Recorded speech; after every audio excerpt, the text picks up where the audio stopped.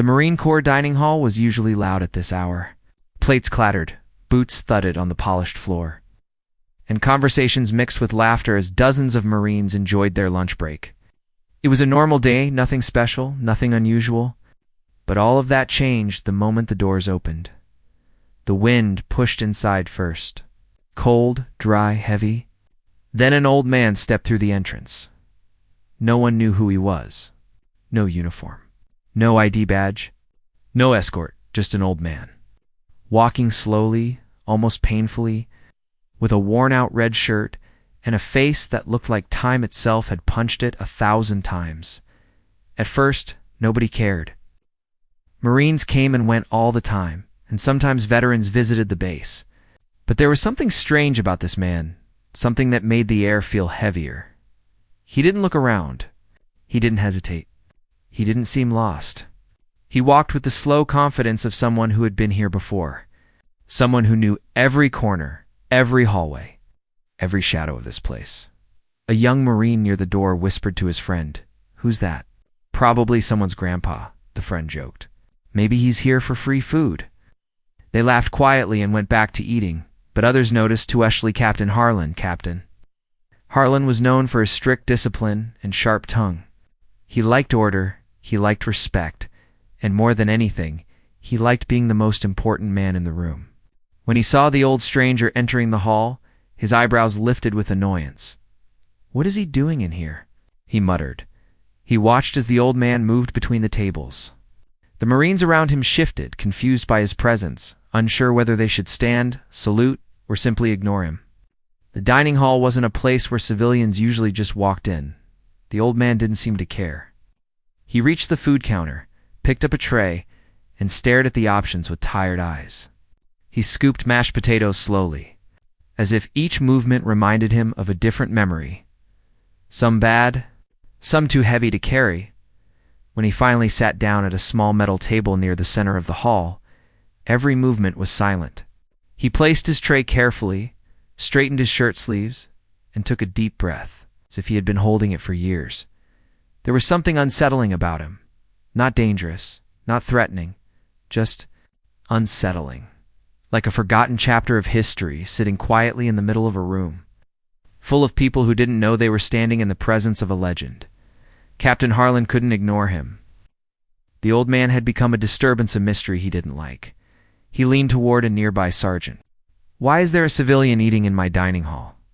The sergeant shrugged. "Sir, I don't know. He just walked in. You didn't stop him?" The captain snapped. "He looked like he belonged here," Sergeant said softly, unsure why he felt that way. The captain scoffed. "Nobody belongs here unless I say so." His voice was sharp enough that a few Marines nearby turned their heads. Respect for the captain came from fear more than admiration. Captain Harlan stood up from his table. His boots hit the ground loudly, grabbing attention. He adjusted his white cap, straightened his belt, and walked toward the old man with the confidence of a man who believed he controlled every inch of the building.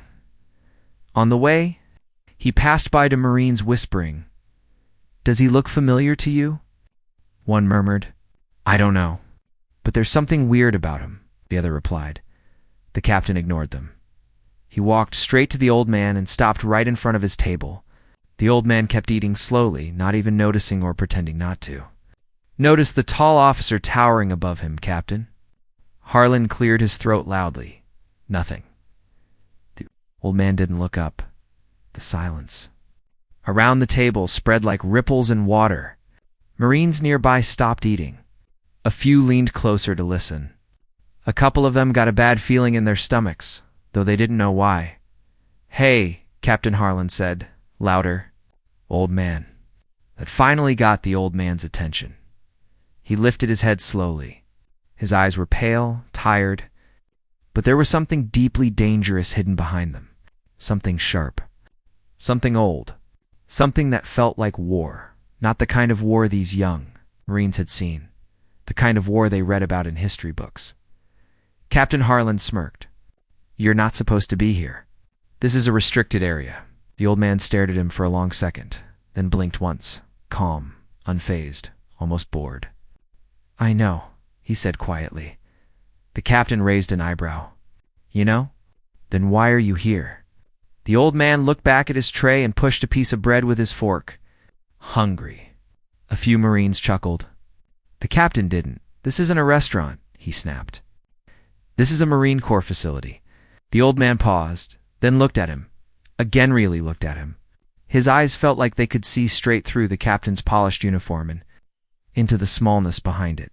You're a captain, the old man said softly, but you act like a recruit. Some Marines gasped quietly. Captain Harlan's face turned red. You think you're funny? He barked. You think you can talk like that in my hall? The old man didn't react. He reached for his cup, lifted it with shaky hands, and drank slowly. The dining hall felt like it was holding its breath. The captain leaned closer. What's your name, old man? Silent-stopped Marines watched closely. A young private whispered, Who is this guy? The captain grinned, mocking him now. No answer? Fine, let's make this simple. He stepped even closer, his voice loud enough for everyone nearby to hear. What's your call sign, old man? The room froze. Forks stopped mid-dash air. Boots stopped moving. Even the air seemed to pause. And then, the old man lifted his head slowly, eyes locked with the captain's. His face didn't show fear. It didn't show anger. It showed something deeper, like he was tired of the world questioning things it didn't. Understand? He parted his lips and said, One word, JUICEBOX. The room went silent, instantly silent, like someone had cut the world's volume too. 0. A few Marines stiffened. One sergeant almost stepped back. Someone whispered, No way. Captain Harlan's confident smile slowly faded. Something was wrong. Very, very wrong. And everyone in the room could feel it for several long seconds. The dining hall felt like it was frozen in time. The word JUICEBOX hung in the air like a silent explosion. Marines stopped chewing. Some blinked rapidly as if trying to confirm they heard it right. Captain Harlan, however, looked confused. He stared at the old man with a blank expression. JUICEBOX, he repeated, almost laughing. That's your call sign? A few Marines exchanged nervous glances. One corporal shook his head slowly. A sergeant muttered under his breath, I don't believe this. The old man didn't explain. He didn't look scared or amused. He just sat there, calm, still, and strangely powerful living in his silence. Captain Harlan folded his arms. You expect me to take that seriously? But the room didn't laugh this time. The atmosphere had shifted. Something felt wrong. Or maybe to right. The young Marines who knew the stories felt a strange chill in their bones. Private Lawson, standing near the wall, whispered to his friend, Bro, my dad told me about JUICEBOX. His friend frowned. It's just a name. Right. No. Lawson swallowed. It's not just a name. The friend shifted nervously. What did he tell you? Lawson leaned closer. He said that name belonged to a ghost. The friend frowned deeper. A ghost? A Marine who did missions nobody else survived. A Marine who disappeared. A Marine who didn't leave behind medals. Only stories. The friend suddenly looked at the old man again, this time with fear. Meanwhile, Captain Harlan still didn't understand the gravity of the moment. He thought the old man was trying to be clever. He stepped closer. JUICEBOX, he said mockingly. That's adorable. The old man didn't respond. Harlan smirked. You think a joke name impresses me? You think saying something childish will make people fear you. A corporal near the corner whispered to another Marine, Sir. He shouldn't be saying that. The Marine nodded. Some call signs carry weight, and some carry warnings. Captain Harlan turned sharply. What are you whispering about? The corporal froze. Nothing, sir, Good Harlan said, because I'm dealing with a man who thinks he's somebody. He turned back to the old man. Tell me, JUICEBOX, the captain said, with exaggerated sarcasm. Where did you serve? The playground? A Marine nearby actually flinched at the insult. They had heard whispers about the call sign. They didn't know details. Details were hidden, sealed, classified beyond their rank. But they knew enough to feel uneasy. The old man continued eating quietly, not reacting to the insult, not even looking angry. That only made the tension worse. A calm man in a room full of soldiers was not normal. A calm man being mocked by a captain was dangerous. Finally, after a long pause, the old man placed his fork down. His hand trembled slightly, not from fear, but from age. His hand trembled slightly, not from fear, but from age. He looked up at the captain. His voice was low, tired, but sharp enough to cut through the bravado. "I had that call sign," he said softly. "Long before you had your first salute." A wave of murmurs rippled across the room. The captain's face tightened. "Oh, really?" Harlan asked. "And what exactly did you do to earn it?" The old man's eyes shifted, not angry, not proud, but filled with memories no one wanted to see. "I survived," he whispered.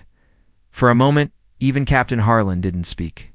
The way the old man said the word survived felt heavy, like a door to the past had. It was cracked open for just a second, but the captain didn't understand the weight of it. "That's not an answer." Harlan snapped. The dining hall doors opened again.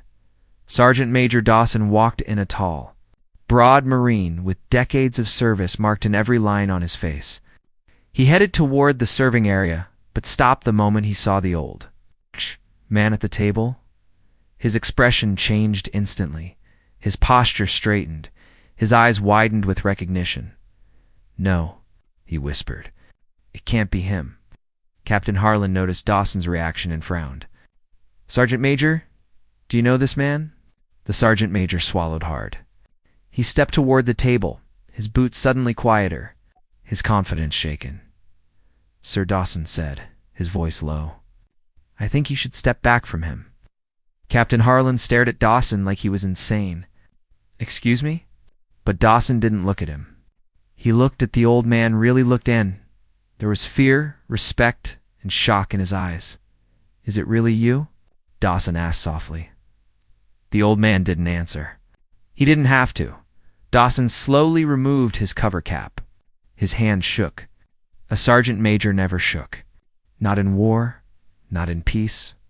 But here he was, standing in front of an old man in a dining hall, trembling like a recruit on his first day. Some Marines backed up. Sensing something extraordinary was happening, Captain Harlan stepped forward. "What is going on?" Someone explained. Dawson turned toward him, his voice firm. "Sir, that man isn't a joke. That call sign isn't a joke. If he says he's JUICEBOX, then what?" Harlan barked. "Finish your sentence."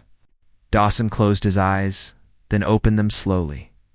"He's a legend, sir. Ghost. A man who did things no Marine ever talked about openly." The room stirred with whispers. Dawson continued.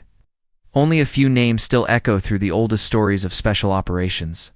Phantom, Nightwalker, Ghostwire, and—" He paused, looking at the old man.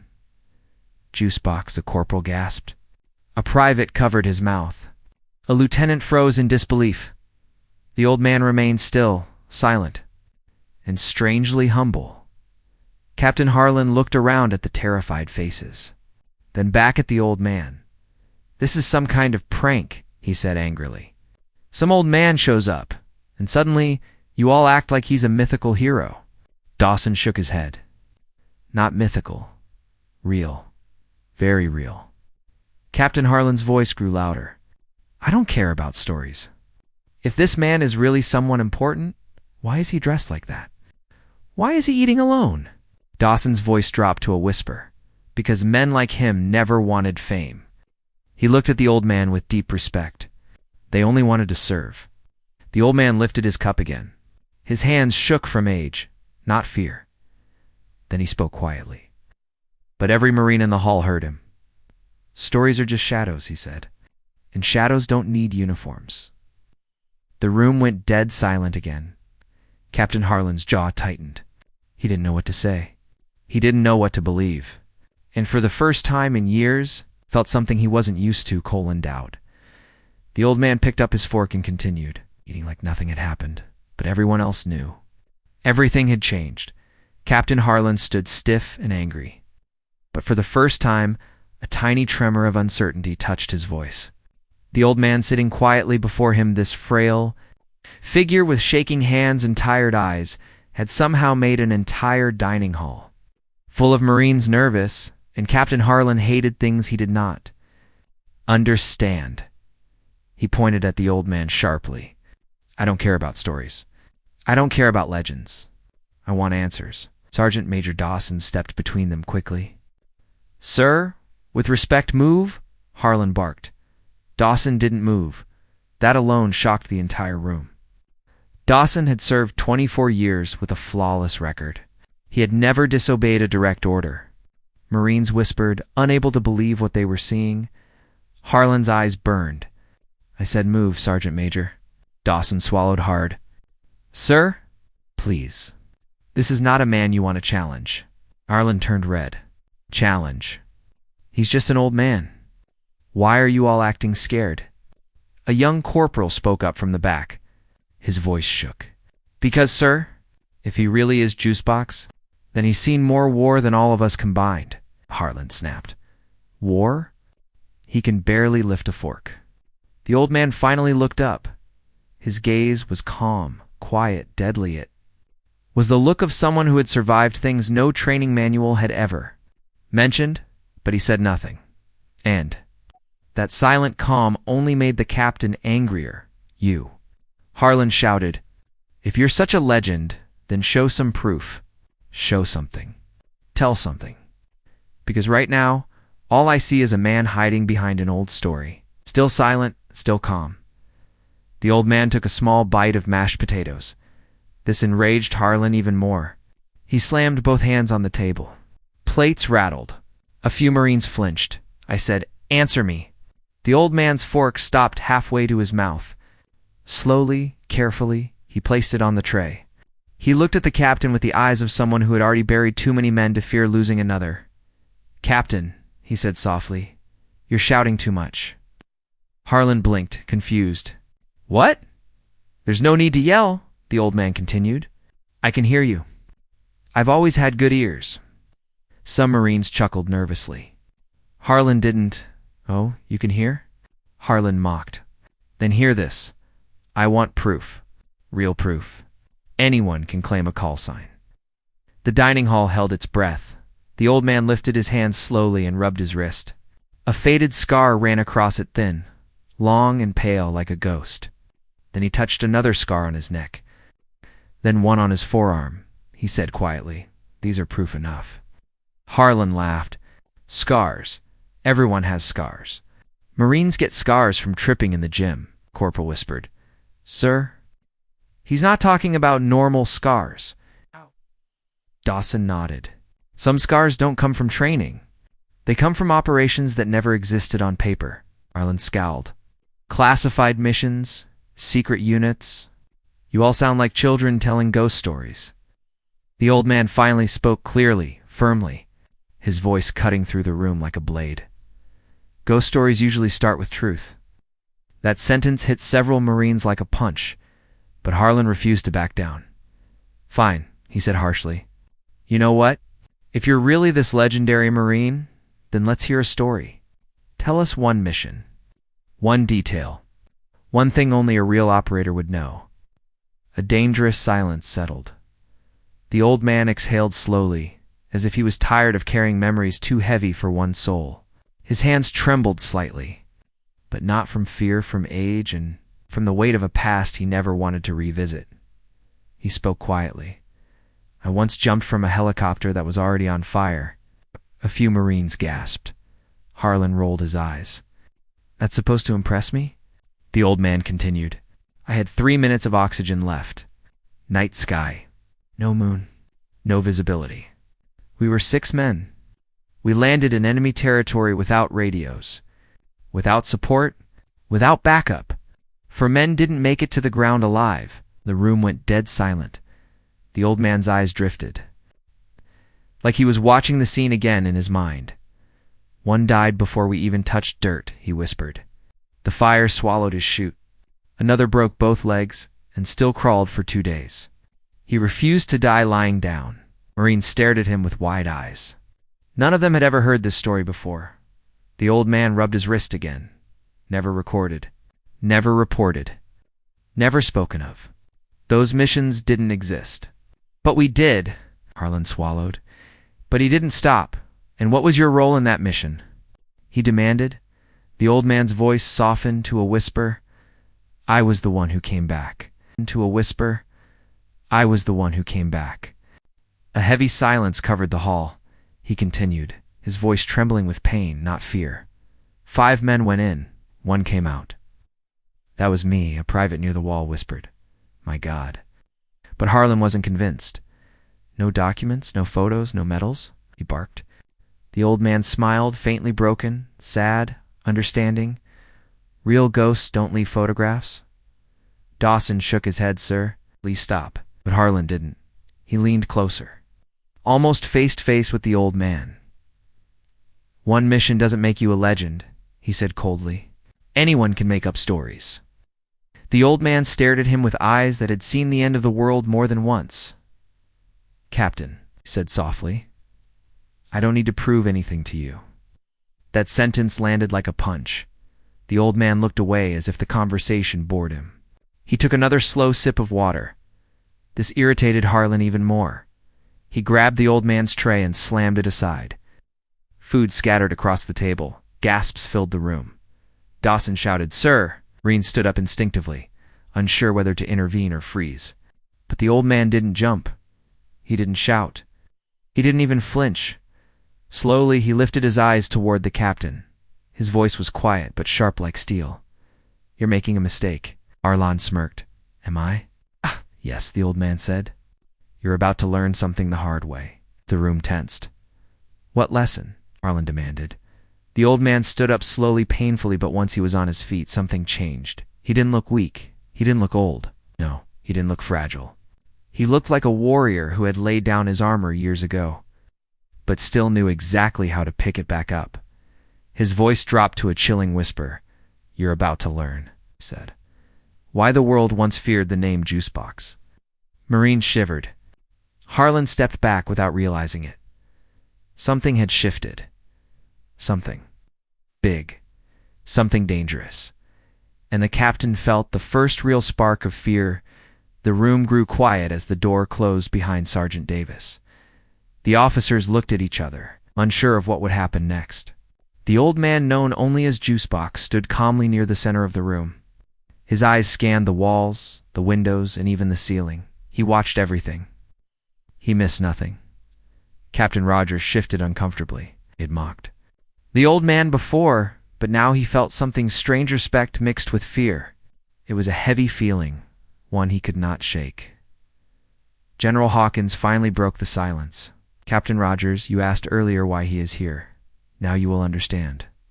The old man didn't look at the general. Instead, he stepped forward, slow and steady, like someone walking through memories instead of a room. You think my call sign is funny? He said. His voice was calm but sharp. But you never asked why it exists. Captain Rogers swallowed. Sir, I didn't mean yes, the old man interrupted. You did? But it does not matter now. He walked past the captain and stopped in front of a large digital table in the center of the room. With one tap, the screen lit up with classified maps, mission logs, and photos. Rogers stared at them, confused. Most of them were blacked out with red warnings. Top secret level 7 access only. General Hawkins crossed his arms. You're looking at missions that do not exist on any record. Missions done by teams that were never acknowledged, and missions led by him. Rogers stepped closer. The photos slowly loaded. Night raids. Desert. Operations, crashed aircraft, and rescue extractions flashed across the screen. But nearly every image had the same person in the background, the old man. He's much younger, carrying heavy gear, always at the front. He saved more lives than anyone in this building, the general said. But you want to know why they called him JUICEBOX? You'll hear it from him, not from us. The old man breathed slowly. Started on a mission that should have ended all of us, he said. We were deep behind enemy lines. No air support, no backup. We were ambushed. My team was hit hard, but another squad. They were trapped. He touched the screen again. Photo appeared a broken valley, burning vehicles and smoke rising like black claws into the sky. I carried supplies. Medical kits, ammo, food, water, everything in a metal container. It looked like a child's lunchbox. The enemy joked about it on radio intercepts. They called me the man with the juice box. He looked at Rogers. So I took the name before they could use it against me. General Hawkins nodded. Carried wounded soldiers for miles. He fought off attackers while dragging the box with one hand. He saved both teams alone. The room stayed silent. Captain Rogers felt his throat tighten. I didn't know, he whispered. The old man's expression softened a little. Most people don't. But suddenly alert. Alert. Red lights flashed. The screen changed automatically to a warning. Unauthorized breach level 7 files ACCEs. ECCEs. SEECD. General Hawkins stiffened. That's impossible. The old man slowly turned toward the door. They know I'm here, he said quietly. Who? Rogers asked. The old man placed his hand on the captain's shoulder. His voice dropped to a whisper. The people I disappeared from. The lights went out. The room went black. The end.